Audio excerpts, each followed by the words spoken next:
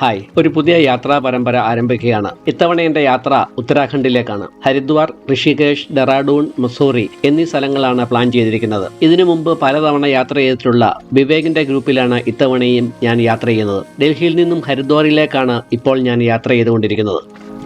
പരമ്പരാഗതവും ആധുനികവുമായ ഹൈന്ദവ സംസ്കാരം, ആത്മീയത, വാസ്തുവിദ്യ എന്നിവ പ്രദർശിപ്പിക്കുന്ന ക്ഷേത്രമായ നോയിഡയ്ക്കടുത്തുള്ള അക്ഷർധാം ക്ഷേത്രമാണിത്. യുഎസിലെ ന്യൂജേഴ്സിയിലെ അക്ഷർധാമിന് ശേഷം ലോകത്തിലെ ഏറ്റവും വലിയ രണ്ടാമത്തെ ബാപ്സിന്റെ കീഴിലുള്ള ഹിന്ദു ക്ഷേത്രമാണിത്.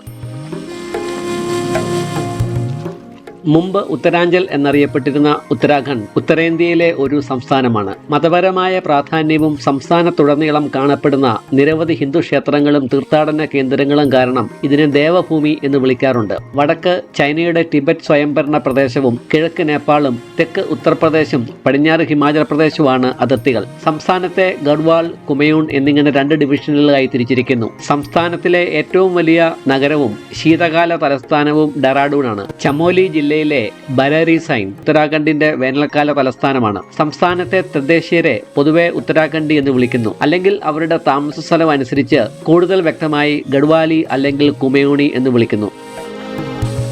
ഹിമാലയത്തിൽ സ്ഥിതി ചെയ്യുന്നതിനാൽ ഉത്തരാഖണ്ഡിൽ നിരവധി വിനോദസഞ്ചാര കേന്ദ്രങ്ങളുണ്ട്. നിരവധി പുരാതന ക്ഷേത്രങ്ങൾ, വനസംരക്ഷണ കേന്ദ്രങ്ങൾ, ദേശീയ ഉദ്യാനങ്ങൾ, ഹിൽ സ്റ്റേഷനുകൾ, പർവ്വത ശിഖരങ്ങൾ എന്നിവ ധാരാളം സഞ്ചാരികളെ ആകർഷിക്കുന്നു. സംസ്ഥാനത്തിന് 12 ദേശീയ ഉദ്യാനങ്ങളും വന്യജീവി സങ്കേതങ്ങളും 44 ദേശീയ സംരക്ഷിത സ്മാരകങ്ങളുമുണ്ട്. കൂടാതെ ഇന്ത്യൻ ഉപഭൂഖണ്ഡത്തിലെ ഏറ്റവും പഴക്കമുള്ള ദേശീയോദ്യാനമായ ജിം കോർബറ്റ് ദേശീയോദ്യാനം ഒരു പ്രധാന വിനോദസഞ്ചാര കേന്ദ്രമാണ്. ഏറ്റവും പുണ്യ നദികളായ ഗംഗയും യമുനയും ഉത്ഭവിക്കുന്നത് ഉത്തരാഖണ്ഡിലാണ്. എന്നിരുന്നാലും മുസ്ലിങ്ങൾ, സിഖുകാർ, മുത്തമതക്കാർ തുടങ്ങിയ മറ്റു മതവിശ്വാസികളുടെ ഒരു തീർത്ഥാടന കേന്ദ്രം കൂടിയാണ് ഉത്തരാഖണ്ഡ്. മഹാവിഷ്ണുവിന്റെ പാദങ്ങൾ എന്നർത്ഥം വരുന്ന ഹർക്കി പൗരി ഗംഗാനദിയുടെ തീരത്തുള്ള ഒരു ഘാട്ട് അല്ലെങ്കിൽ കുളിക്കാനുള്ള പടവുകളാണ്. ഹരിദ്വാറിന്റെ നാഴികക്കല്ലായ ഈ സ്ഥലത്ത് എല്ലാ ദിവസവും ആയിരക്കണക്കിന് ആളുകളാണ് ഗംഗാജലത്തിൽ മുങ്ങിക്കുളിക്കാനായി എത്തുന്നത്. ഈ സ്ഥലം വളരെ ഐശ്വര്യമുള്ളതായി കണക്കാക്കപ്പെടുന്നു.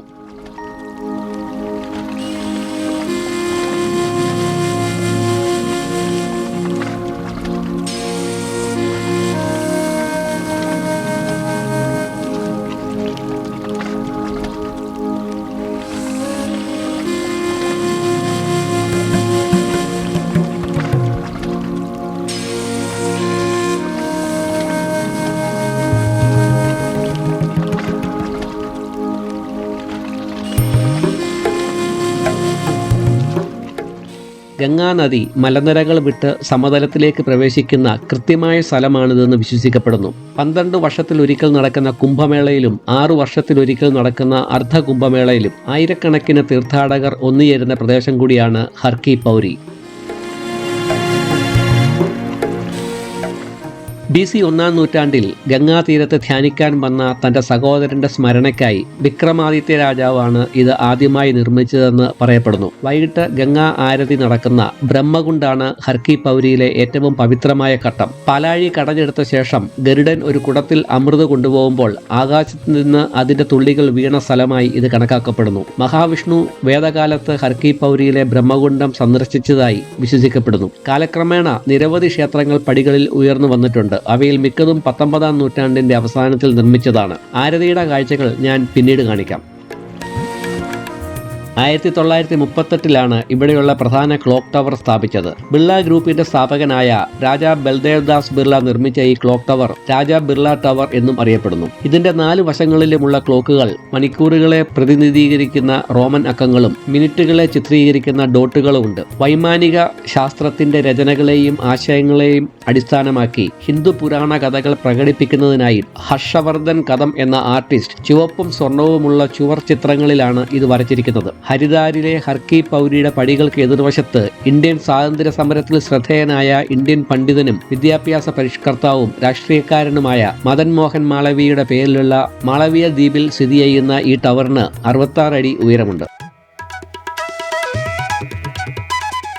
ഹർക്കി പൗരിക്കടുത്തായി ഹിമാലയത്തിലെ ഏറ്റവും തെക്കേ അറ്റത്തുള്ള പർവ്വത ശൃംഖലയായ ശിവാലിക് മലനിരകളിലെ ബിൽവ കുന്നിന്റെ മുകളിലായി മാനസദേവിക്ക് സമർപ്പിച്ചിരിക്കുന്ന ഒരു ഹിന്ദു ക്ഷേത്രമാണ് മാനസദേവി ക്ഷേത്രം. തീർത്ഥാടകർക്ക് കാൽനടയായോ റോപ്പ് വേ സർവീസ് വഴിയോ മലമുകളിലേക്ക് പോകാം. മാനസാദേവി ഉഡാൻ കഠോല എന്നറിയപ്പെടുന്ന റോപ്പ് വേ സർവീസാണ് തീർത്ഥാടകരെ ക്ഷേത്രത്തിലേക്ക് കൊണ്ടുപോകുന്നത്. റോപ്പ് വേയുടെ ആകെ നീളം 540 മീറ്ററും ഉയരം 178 മീറ്ററുമാണ്.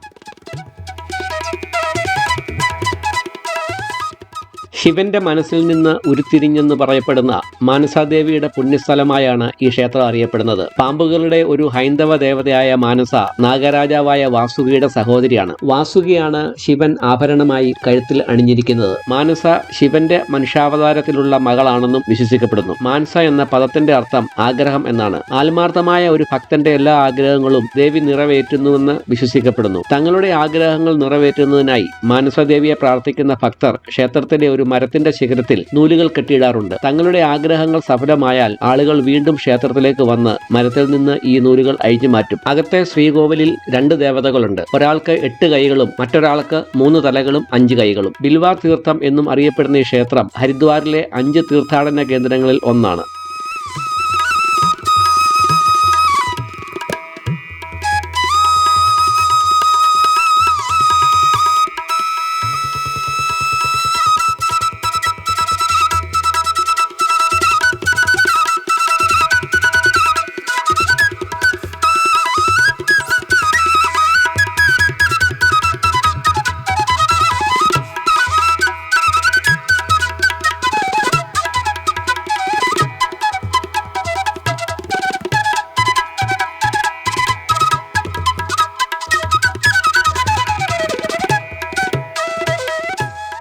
കേബിൾ കാർ സ്റ്റേഷനിൽ നിന്നും 20 മിനിറ്റോളം ദൂരമുണ്ട് ഹർക്കി പൗരിയിലേക്ക്. ഈ പ്രദേശമൊക്കെ പൂജാ സാമഗ്രികളും വസ്ത്രങ്ങളും ഒക്കെ വിൽക്കുന്ന കടകളാൽ നിറഞ്ഞതാണ്. ധാരാളം സന്യാസിമാരെ ഇവിടെ കാണാം. ചിലരൊക്കെ ഉപജീവനത്തിനായി സന്യാസിമാർ ആയതാണെന്ന് തോന്നുന്നു.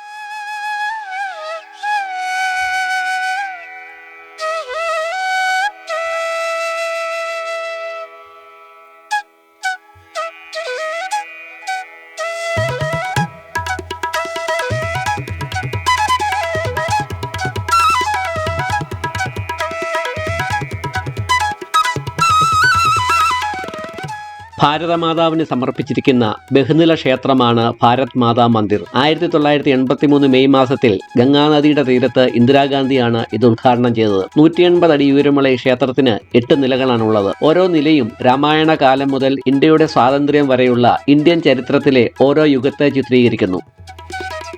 1-ാം നിലയിൽ ഭാരതമാതാവിന്റെ പ്രതിമയുണ്ട്. 2-ാമത്തെ നിലയായ ഷൂർ മന്ദിർ ഇന്ത്യയിലെ അറിയപ്പെടുന്ന നായകന്മാർക്കായി സമർപ്പിച്ചിരിക്കുന്നു. രാധ, മീര, സാവിത്രി, ദ്രൗപദി, അനസൂയ തുടങ്ങിയ ഇന്ത്യയിലെ ബഹുമാന്യരായ സ്ത്രീകളുടെ നേട്ടങ്ങൾക്കായി സമർപ്പിക്കപ്പെട്ടതാണ് 3-ാം നിലയിലെ മാതൃ മന്ദിർ. ജൈനമതം, സിഖ് മതം, ബുദ്ധമതം എന്നിവ ഉൾപ്പെടെ വിവിധ മതങ്ങളിൽ നിന്നുള്ള മഹാന്മാരായ സന്യാസിമാർ 4-ാം നിലയിലെ സന്ത് മന്ദിറിലുണ്ട്. ഇന്ത്യയിലെ വിവിധ പ്രവിശ്യകളിലെ ചരിത്രത്തെ ചിത്രീകരിക്കുന്ന ചിത്രങ്ങളും എല്ലാ മതങ്ങളുടെയും സഹവർത്തിത്വത്തെ പ്രതീകാത്മകമായി ചിത്രീകരിക്കുന്ന മതിലുകളുള്ള അസംബ്ലി ഹാളും 5-ാം നിലയിലാണ്. 6-ാം നിലയിൽ ശക്തിദേവിയുടെ വിവിധ രൂപങ്ങൾ കാണാം. 7-ാം നിലയിൽ വിഷ്ണുവിന്റെ എല്ലാ അവതാരങ്ങളും സമർപ്പിച്ചിരിക്കുന്നു. ശിവന് സമർപ്പിച്ചിരിക്കുന്ന 8-ാം നിലയിൽ നിന്നും ഹരിദ്വാരിന്റെയും ഹിമാലയത്തിന്റെയും സപ്ത സരോവരത്തിന്റെയും മനോഹരമായ കാഴ്ചകൾ കാണാം. മുൻ ശങ്കരാചാര്യ മഹാമണ്ഡലേശ്വർ സ്വാമി സത്യമിത്രാനന്ദ് ഗിരി മഹാരാജിന്റെ കീഴിലാണ് ക്ഷേത്രം നിർമ്മിച്ചത്. 1988 ആരംഭിച്ച സ്വാമി സത്യമിത്രാനന്ദ് ഫൗണ്ടേഷന് രേണുഗഡ്, ജബൽപൂർ, ജോധ്പൂർ, ഇൻഡോർ, അഹമ്മദാബാദ് എന്നിവിടങ്ങളിൽ നിരവധി ശാഖകളുണ്ട്. നിരവധി പുരാണ ഇതിഹാസങ്ങൾ, മതപരമായ ദേവതകൾ, സ്വാതന്ത്ര്യ സമര സേനാനികൾ, നേതാക്കൾ എന്നിവരെ ഉൾക്കൊള്ളുന്ന ഈ ക്ഷേത്രം ഒരു പ്രത്യേക തീമിനെ അടിസ്ഥാനമാക്കിയുള്ളതാണ്. രാജ്യത്തിന്റെ രൂപീകരണത്തിൽ നിർണായക പങ്ക് വഹിച്ച എല്ലാവരോടുമുള്ള ഒരു ബഹുമാനത്തിന്റെ അടയാളമാണിത്. ഹരിദ്വാറിലെ ഭഗീരഥി നഗറിൽ സ്ഥിതി ചെയ്യുന്ന ഒരു പുരാതന ക്ഷേത്രമായ പവൻധാം ഒരു ലാഭേച്ഛയില്ലാതെ പ്രവർത്തിക്കുന്ന ഒരു സ്ഥാപനവും ഹിന്ദു തീർത്ഥാടകർക്കിടയിൽ ആദരണീയമായ സ്ഥലവുമാണ്. വ്യത്യസ്തമായ അലങ്കരിച്ച വിഗ്രഹങ്ങളും വലിയ കണ്ണാടികൾ പതിച്ച അകത്തളങ്ങളും ഉൾക്കൊള്ളുന്ന ഈ ക്ഷേത്രം ഹരിദ്വാറിന്റെ വിശിഷ്ടമായ ആത്മീയ ആകർഷണമാണ്. ക്ഷേത്രത്തിന്റെ ഏറ്റവും മനോഹരമായ ഭാഗം അതിന്റെ സങ്കീർണമായ കൊത്തുപണികളുള്ള വിഗ്രഹങ്ങളാണ്. പവൻധാം ക്ഷേത്രം സങ്കീർണമായ വാസ്തുവിദ്യയും വിശാലമേറിയ ഗ്ലാസ് വർക്കുകളും സമ്പന്നമായ ആഭരണങ്ങളും വിലയേറിയ കല്ലുകളും കൊണ്ട് അലങ്കരിച്ച വിഗ്രഹങ്ങളും ഉൾക്കൊള്ളുന്നു. അർജുനനോട് ഭഗവത്ഗീത പ്രസംഗിക്കുന്ന കൃഷ്ണന്റെ അതിമനോഹരമായ വിഗ്രഹമാണ് ക്ഷേത്രത്തിന്റെ പ്രധാന ആകർഷണം. പവൻധാമിന്റെ അതിമനോഹരമായ ഇന്റീരിയറുകളും ദിവ്യമായ അന്തരീക്ഷവും നിരവധി ഭക്തരെ ആകർഷിക്കുന്നു. ഹരിദ്വാറിലെ ഏറ്റവും കൂടുതൽ ആളുകൾ സന്ദർശിക്കുന്ന തീർത്ഥാടന കേന്ദ്രങ്ങളിൽ ഒന്നാണിത്. മോങ്കയിലെ ഗീതാ ഭവൻ ട്രസ്റ്റ് സൊസൈറ്റിയുടെ ഒരു ശാഖയായ പവൻധാം ആണ് ഈ ക്ഷേത്രം ഇപ്പോൾ പരിപാലിക്കുന്നത്.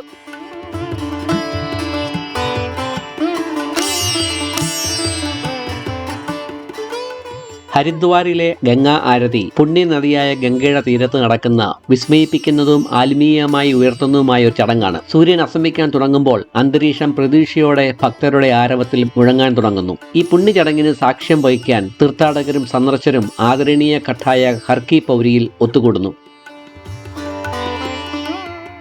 സന്ധ്യ മയങ്ങുമ്പോൾ നദീതീരത്ത് ഒത്തുകൂടിയ കാവ്യവസ്ത്രം ധരിച്ച പുരോഹിതന്മാർ മണിനാദവും മന്ത്രോച്ചാരണങ്ങളും ധൂപവർഗത്തിന്റെ സൗരഭ്യവും കൊണ്ട് അന്തരീക്ഷം നിറയ്ക്കുന്നു. അവർ ഓരോ ചലനവും സമന്വയിപ്പിക്കുകയും പരിസരം പുരാതന പാരമ്പര്യത്തിൽ മുഴുകുകയും ചെയ്യുന്നു. വായുവിലൂടെ പ്രതിധ്വനിക്കുന്ന ഭക്തിഗാനങ്ങൾ പുരോഹിതന്മാരും ഭക്തരും ഒരുപോലെ ഹൃദയസ്പർശിയായ താളത്തോടെ ആലപിക്കുമ്പോൾ താളമേളങ്ങളുടെയും മണിനാദത്തിന്റെയും അകമ്പടിയോടെയുള്ള ഈണങ്ങൾ ആത്മാവിനെ ഉത്തേജിപ്പിക്കുന്ന ഒരു അന്തരീക്ഷം സൃഷ്ടിക്കുന്നു.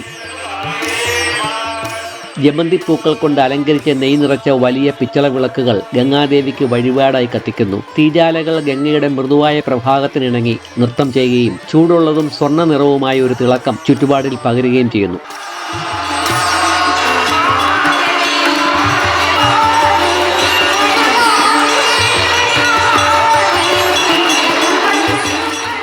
ചടങ്ങ് പുരോഗമിക്കുമ്പോൾ വൃത്താകൃതിയിലുള്ള വിളക്കുകൾ മനോഹരമായി ചലിപ്പിച്ചുകൊണ്ട് പുരോഹിതന്മാർ നദിയിലേക്ക് പ്രാർത്ഥനകൾ അർപ്പിക്കുന്നു. ഉച്ചത്തിൽ മുഴങ്ങുന്ന മന്ത്രങ്ങളുടെ ആത്മീയ ഊർജത്താൽ അന്തരീക്ഷം മുഴുവൻ ദൈവിക സ്പന്ദനങ്ങളാൽ പ്രതിധ്വനിക്കുന്നതായി തോന്നുന്നു.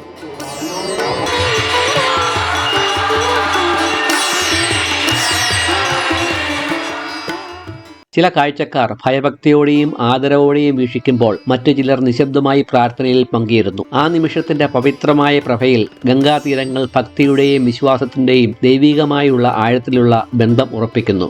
ആ സമയത്ത് പ്രതീക്ഷകളുടെയും ആഗ്രഹങ്ങളുടെയും പ്രതീകമായി ആളുകൾ ഇലകളും പൂക്കളും കൊണ്ട് നിർമ്മിച്ച ദിയയെ ഗംഗാനദിയിലേക്ക് ഒഴുക്കുന്നു.